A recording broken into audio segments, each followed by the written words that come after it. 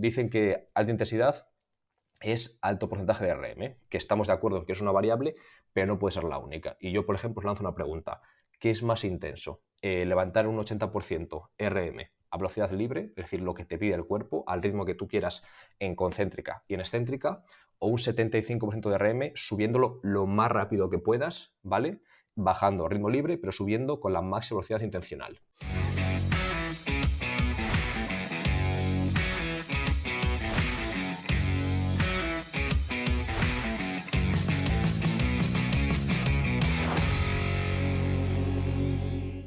Buenas compañeros, estamos una semana más, en este caso estoy yo solo, vamos a hablar sobre la PAP, la potenciación posactivación. Este podcast especial ha venido a raíz de diferentes dudas de muchos compañeros en el que cuando hablamos de PAP, de PAP, en diferentes episodios nos han preguntado que realmente a qué nos referíamos. Y es que muchas veces damos por sentado que la nomenclatura es conocida por todos y muchas veces hasta cierto punto o hasta cierto momento pues no conseguimos aprender ese fenómeno o esa nomenclatura concreta. Entonces, este podcast, este episodio va a ser centrado 100% en PAP, ¿vale? Que sepáis que tenemos un curso específico de PAP con ejercicios, con vídeos, con aplicaciones a diferentes deportes en Sport Academy, podéis mirarlo.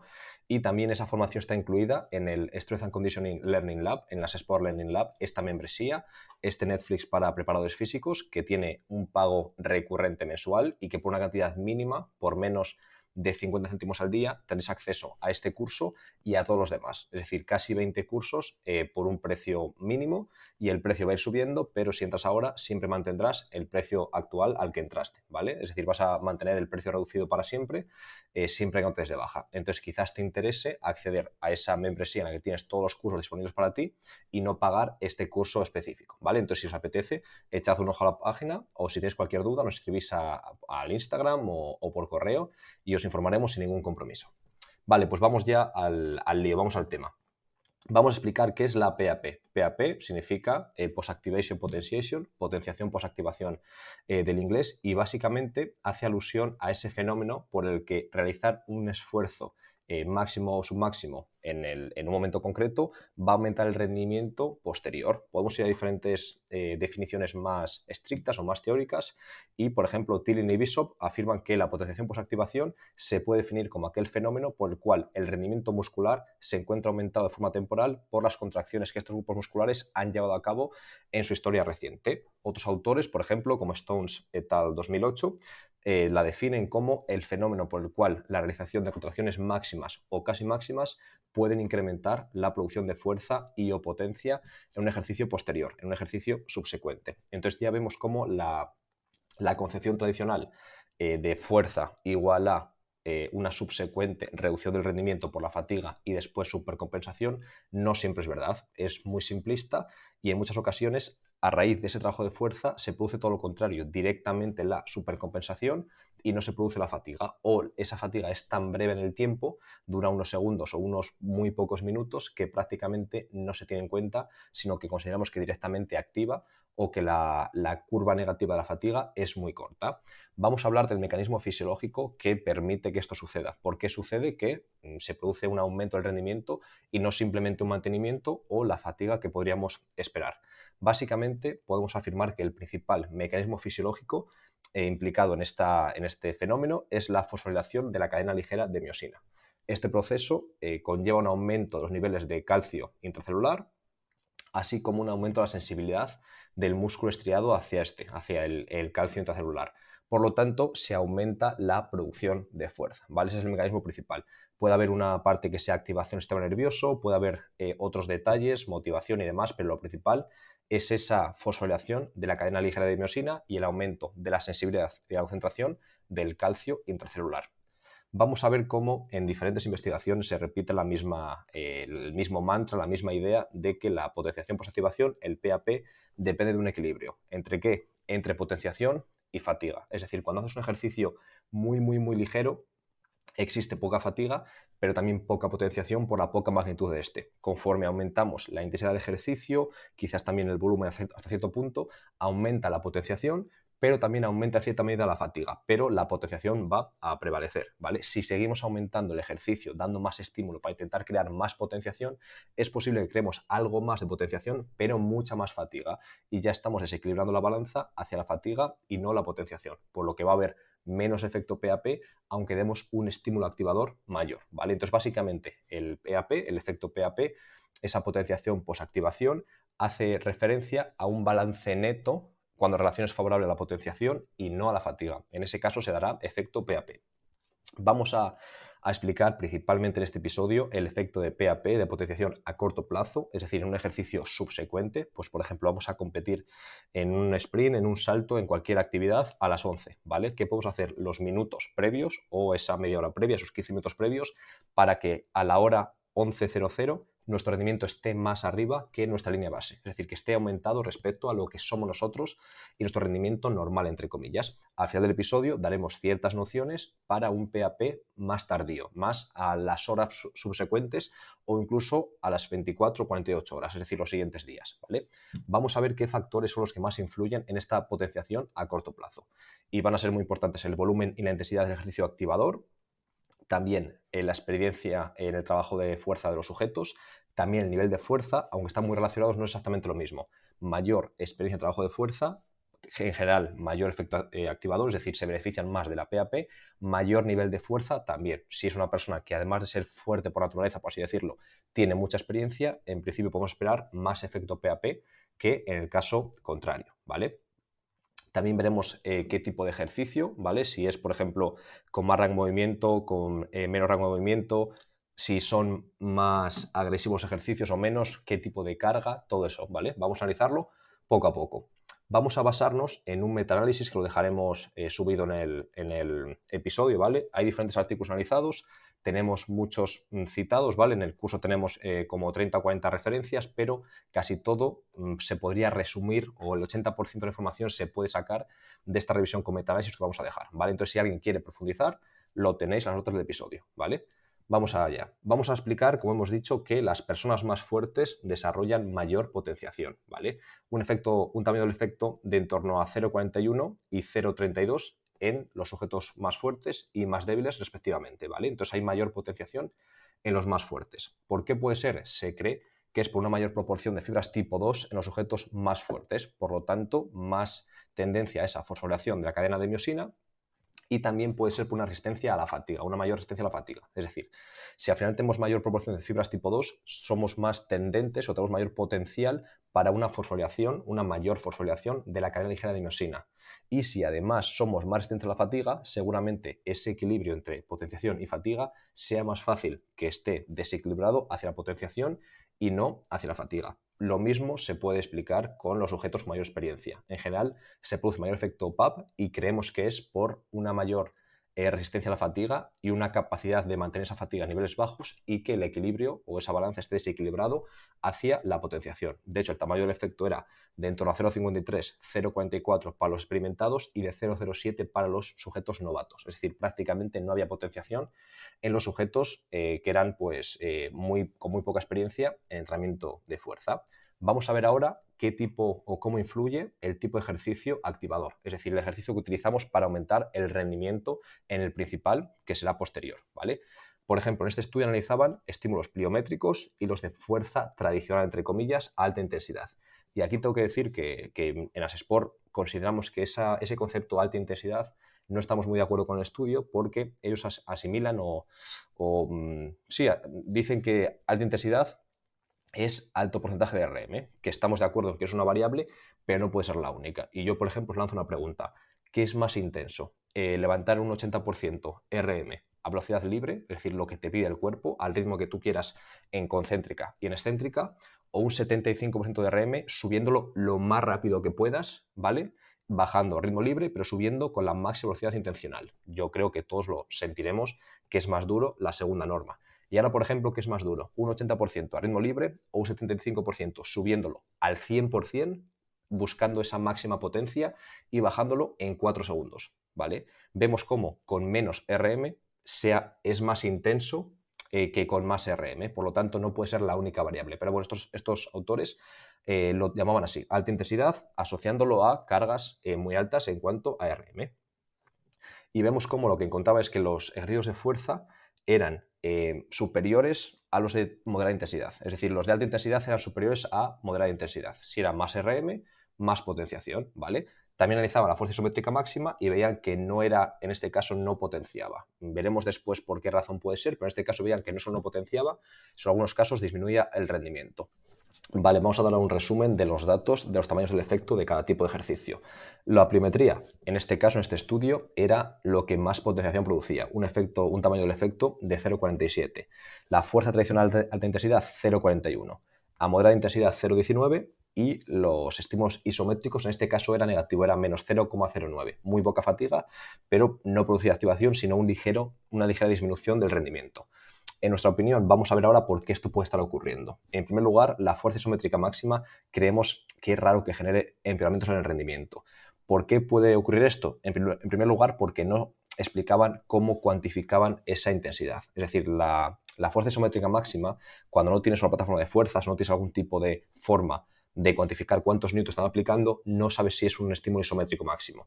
Y puede pasar dos cosas, que el jugador o el deportista tenga poca motivación, es decir, al no tener que vencer ninguna resistencia, puede que no esté motivado en empujar al 100%, es decir, si tú estás empujando un rack y no estás viendo cuánta fuerza pones, ni nadie puede juzgar cuánto estás levantando, no sabes si estás aplicando 150 kilos o simplemente 80. Por lo tanto, igual no era fuerza isométrica máxima, sino fuerza isométrica moderada. Después también, pues a veces pereza. Es decir, no es sencillo, no es agradable producir una fuerza isométrica de 5, 7, 8, 10 segundos al 100%. Es cansado, la sensación es a veces desagradable y es probable que no llegasen a ese 100% porque nadie lo requería y nadie les medía. Entonces, en mi opinión, ponemos en duda que esa fuerza isométrica máxima fuese al 100%. ¿Por qué creemos o por qué los autores podrían argumentar esa ventaja de la pliometría? Seguramente que recluta preferencialmente las fibras tipo 2. Es decir, al igual que la fuerza máxima recluta tipo 2, también tipo 1, no hay tanto reclutamiento preferencial de las tipo 2. En la pliometría sí que ocurre pues a velocidad de contracción por ese tiempo de contacto muy corto, ¿vale? Entonces creen que ese tipo de reclutamiento preferencial de fibras tipo 2 más un escenario en el que la relación entre fatiga y potenciación está muy sesgado hacia la potenciación, hacia el estímulo, seguramente haga que ese balance neto de potenciación sea mejor. Es decir, produce tan poca fatiga y recluta preferencialmente tipo 2 que es muy fácil que potencie. Es la razón que daban. Otro aspecto importante, y creo que es muy práctico, es que la pliometría generaba el efecto más rápido. Es decir, ese efecto PAP se daba antes de lo que ocurría con el ejercicio de fuerza a alta intensidad. En el caso de la pliometría, se produce la activación entre 20 segundos y 4 minutos post ejercicio. Es decir, que si hacemos, por ejemplo, una serie de pliometría de ciertas características y después competimos en 2 minutos, seguramente estemos potenciados. En cambio, el trabajo de fuerza a alta intensidad se necesitaba más tiempo, en torno a 5 o 7 minutos e incluso 8 minutos, dependiendo de la experiencia del trabajo de fuerza y de cómo de fuertes sean los sujetos. En principio, 5 o 7 minutos para gente con más experiencia de trabajo de fuerza y más fuertes, y un poco más cercano a 8 minutos o incluso más de 8 minutos para los sujetos que fuesen menos fuertes, ¿vale? Vamos a ver ahora el rango de movimiento en el squat. Esto es un poco controvertido. En muchas ocasiones se habla de cuál es el rango óptimo para entrenar trabajo de fuerza y va a depender muchas veces, como casi siempre, de la palabra depende. Depende de cuál es el deportista, cuál es su objetivo, que busque, etc. En este caso, ¿qué encontraban los autores de esta revisión? Que la quarter squat, es decir, la sentadilla con poco rango de movimiento, producía más potenciación que los rangos de movimiento cercanos a full squat. Tamaño del efecto de 0,58 y 0,25 respectivamente, es decir, más del doble tamaño del efecto de la quarter squat que de la full squat. Esto contrasta con otro estudio reciente en el que compararon sentadilla paralela, es decir, algo menos que sentadilla completa, que full squat, producía mayor potenciación que quarter squat. En mi opinión, creo que es más lógico que una half squat, parallel squat, produzca más potenciación que quarter squat. Es mi sensación, es mi experiencia y es lo que se suele encontrar. ¿Qué puede haber ocurrido? Que una full squat en alguien que quizás no tenga tanta experiencia sesgue esa relación de potenciación-fatiga hacia la fatiga y en cambio la quarter squat no lo haga. Creo que podría ir por esa línea, pero habrá que seguir investigándolo porque no lo sabemos. ¿Qué le decían los autores o qué argumentos fisiológicos aportaban para esta esta controversia? Pues la sentadilla profunda produce mayor nivel de fatiga porque tiene mayor TUT, ese mayor time under tension, mayor tiempo bajo tensión. Por lo tanto, al final estás trabajando muchos más segundos que en la quarter squat. Seguramente sea un estímulo de entrenamiento y no solo una activación. Esto desencadena una fatiga que seguramente no deje que esa potenciación aflore, que salga a la luz y que realmente aumente el rendimiento. No porque no haya activación, sino porque la fatiga está más elevada de lo que debería estar. También debemos de puntualizar y debemos decir que esta relación está mediada de forma clara por la fuerza, por el nivel de fuerza de los sujetos. Sujetos fuertes en este estudio presentaban ventajas muy ligeras a favor de la quarter squat. Todavía era mejor quarter squat que deep squat para ellos, pero también el efecto era 0,60 y 0,55 respectivamente, casi sin diferencias. Sujetos débiles, las ventajas de la quarter squat sobre la deep squat eran muy grandes, 0,67 y 0,12 respectivamente. Entonces ya vemos que más o menos nos van mostrando por qué razón puede haber más potenciación o menos en función del rango de movimiento y de ese tiempo bajo tensión, ¿vale? Vamos a ver ahora lo que comentamos anteriormente de forma muy breve. El trabajo de fuerza requiere tiempos más largos para producir potenciación, ¿vale? Entre 5 y 7 minutos para sujetos con experiencia en trabajo de fuerza y que sean más fuertes, y de 8 minutos o incluso más para sujetos un poco más débiles y con menos experiencia. En cambio, la pliometría con menos tiempo ya producía esa activación, por lo que es interesante en función de cuánto tiempo tengamos para el esfuerzo, elegir unos gestos o elegir otros. Y también desde nuestro punto de vista, quizás en nuestro día a día, como no hay que elegir o A o B, tenga sentido un trabajo completo, por ejemplo, un contraste francés o algún tipo de contraste en esta línea en el que aprovechemos las cargas altas, también la pliometría, trabajo asistido. Creo que es lo más interesante. En mi punto de vista, yo siempre intento combinar algún gesto algo más pesado con gestos más ligeros, incluso asistidos si puede ser, y algún lanzamiento medicinal, que es una especie de pliometría para todo el cuerpo, y creo que es muy interesante. En cuanto al número de series, aquí de nuevo tenemos controversia. De hecho, los autores lo afirman, dicen que no saben por qué se encuentra eso, pero es lo que encuentran. Veían que la fuerza, de nuevo, era un factor que distinguía los efectos que se producían en sujetos más débiles y más fuertes. ¿Qué producía con los más fuertes? ¿Qué se producía? Pues lo que veían es que los sujetos más fuertes conseguían mayor PAP con una sola serie respecto a varias series, y los débiles al contrario. En principio no parece tener mucho sentido porque varias series deberían producir más fatiga que menos series, pero de momento es lo que encontraban, y de hecho lanzaban ese guante para siguientes investigadores que analicen e intentar promover que haya más investigaciones y que descubramos por qué ha ocurrido esto y por qué se encuentra este hallazgo poco intuitivo. Ahora, compañeros, vamos a hacer un resumen de lo que hemos dicho, ¿vale? Vamos a poner todo para que quede en una carilla de un folio para tener todo muy claro, y después pasamos a la potenciación a largo plazo, a potenciación tardía. Vamos a decir cuál es el mejor enfoque para diferentes contextos, digamos, ¿vale? Imaginaos que trabajáis con niños que tienen poca experiencia de trabajo de fuerza, que son débiles o relativamente débiles y que no tenéis mucho material. ¿Qué es lo mejor? Intentar utilizar series de pliometría con el propio peso corporal, sin material, y buscando que ese ejercicio esté cerca del principal, del que queréis activar. Sería interesante en principio varias series, por lo que dice ahora mismo la ciencia. Quizás en unos años cambiemos algo. Y en principio buscando siempre máxima velocidad intencional, buscando máxima altura, máxima potencia. ¿Qué ocurre, por ejemplo, si trabajáis al contrario con profesionales, con gente con más trabajo de fuerza, con gente que es más fuerte y que además tenéis más material? En principio, yo lo que haría es no solamente irnos al trabajo pesado, porque al final estemos renunciando a la pliometría y no tenemos por qué. Entonces yo haría un trabajo de contraste, ya sea contraste francés, otro tipo de contraste, jugando con los tiempos de descanso para que no se produzca una fatiga elevada, y después intentar que el ejercicio principal cuadre, entre comillas, entre los 5 y 8 minutos post ejercicio. Si queréis ir un poco más allá, ¿qué es lo que yo intentaría? ¿Qué es lo que yo hago? Hacer ese trabajo activador y rotándolo, a veces, por ejemplo, que sea más duro, a veces más suave, a veces más descanso entre las series de ejercicio activador, a veces menos, y después evaluad el salto. Pues, por ejemplo, drop jump es bastante interesante porque evalúa mucho la reactividad, no solamente la fuerza, o no está tan sesgado por la fuerza concéntrica como por ejemplo el CMJ, y mucho más aún el SJ, y lo podéis evaluar, por ejemplo, hacéis el ejercicio activador que os dure 2, 3, 4 minutos, incluyendo todas las series, y después, justo después de la última serie, contáis 1 minuto y hacéis un drop jump, 2 minutos, otro drop jump, 3 minutos, otro drop jump, y tendréis la curva de cómo ese jugador ha sido potenciado. Y veréis si está potenciado al máximo en 5 minutos, en 8, en 2, y vais a ver diferencias enormes entre jugadores como yo he visto. ¿Cuál puede ser una pequeña limitación de esto? Que el propio gesto de evaluar siga potenciando. Es decir, aunque es muy poco volumen, quizás un solo drop jump al 100% puede hacer que ese jugador siga potenciándose y por tanto contaminemos un poco el resultado de los 4 minutos que iba a ser ya de por sí. Con este salto previo en el minuto 1, 2 y 3 estemos potenciando aún más. Pero bueno, creo que esa limitación es muy pequeña y en cualquier caso nos va a dar mucha información. Esta es mi recomendación. Ahora vamos a hablar un poco de PAP tardía.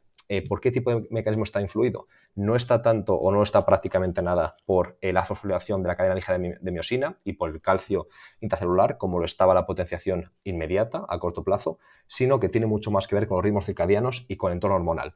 Al final, las personas, sobre todo los hombres, en las mujeres no estoy seguro al 100% si ocurre lo mismo, pero en los hombres, cuando nos levantamos, tenemos la testosterona en máximos y después va poco a poco cayendo hasta que por la noche, 8, 9, 10 de la noche, está a niveles mínimos y de nuevo vuelve a subir al día siguiente, ritmos circadianos en cuanto a las hormonas anabólicas. ¿Qué ocurre, por ejemplo, si jugamos a las 7 de la tarde, 8 de la tarde, 9 de la noche? Lo que suele ocurrir, que competimos la testosterona en niveles mínimos, una hormona anabólica que ayuda a reparación muscular, a producir fuerza, que ayuda a ser más explosivo, todo ese tipo de beneficios.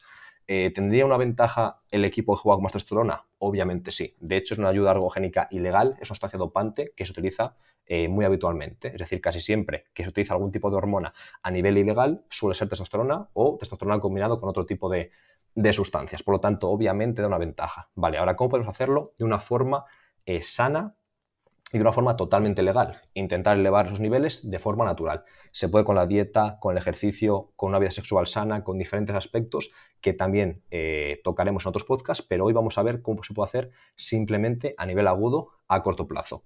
Cuando nos levantamos, durante las primeras horas del día, sería interesante a las 10, como muy tarde a las 11, hacer una sesión activadora, una sesión de fuerza corta que genere mucha activación, no mucha fatiga. Con eso se lleva un estímulo grande a nivel hormonal el cuerpo y genera una especie de pico de testosterona mayor que si no diésemos ese estímulo de fuerza. Por lo tanto, cuando después compitamos por la tarde, tendremos más elevada testosterona de lo que la tendríamos sin haber hecho ese tipo de ejercicio. Esto producirá mayor nivel de fuerza, mayor nivel de salto, mayor recuperación, etc. En parte está demostrado, en parte son solamente hipótesis. Podemos citar, por ejemplo, el artículo que citamos en el último episodio, y en él se ve cómo 24 horas antes o incluso 48 ese estímulo de fuerza produce un nivel activador 1 o 2 días más tarde. En ese caso no sabemos si está mediado a nivel hormonal o simplemente sistema nervioso central, sistema neuromuscular, pero lo que se ve es que se potencia. 5 series de 4 repeticiones de squat jump con el 40% de RM produce una activación importante que produce efectos significativos a 24 horas sobre todo, pero también algunas variables a 48, por lo que parece muy interesante. Si además lo hacemos el mismo día, seguramente sumemos el efecto hormonal y aunque sea pequeño, si sumamos en cada jugador un 1, 2, 3, 5% de aumento a nivel hormonal de testosterona, más esa activación del sistema nervioso central y el sistema neuromuscular, tendremos una ventaja como equipo respecto al rival. Por lo tanto, puedes probarlo, puedes probar diferentes protocolos, puedes ajustarlo a cómo es vuestra semana y vuestro día a día y analizad cómo se comportan los deportistas y cómo se sienten. Yo os voy a dar ahora mismo un poco una especie de ideas o de recetas para cómo podéis hacerlo en función de vuestro contexto. Imaginad, por ejemplo, que el último día que entrenáis es el jueves y competís el sábado.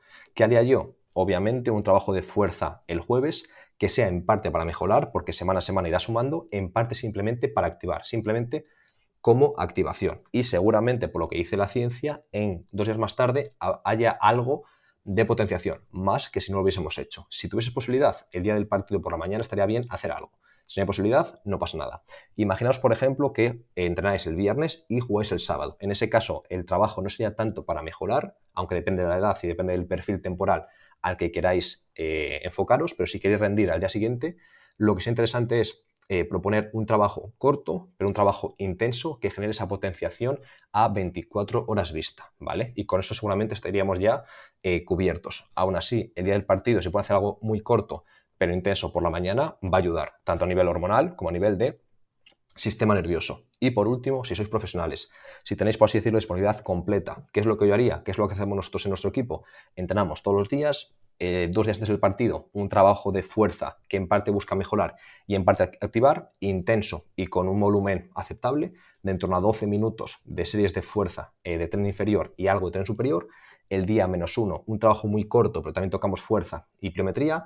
Y el día del partido, por la mañana, un trabajo aún más corto en el que tenemos un gesto de empuje de tren superior más centrado en la fuerza, gesto de empuje de tren superior más centrado en la velocidad, tipo como la medicinal. Lo mismo, contracción, uno más de fuerza, uno más de velocidad.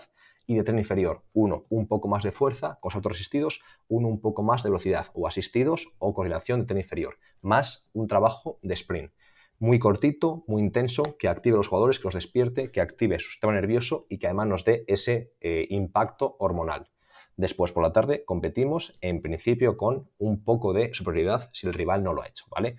Obviamente esto es un detalle, lo principal es trabajar lo mejor posible cada día y cada sesión y las sesiones principales de fuerza, pero todo suma. Y al final, como prepas, hay que intentar rizar el rizo, por así decirlo, hay que intentar hilar fino y hay que intentar llegar al 100% de rendimiento. Así que nada, compañeros, esto ha sido por hoy.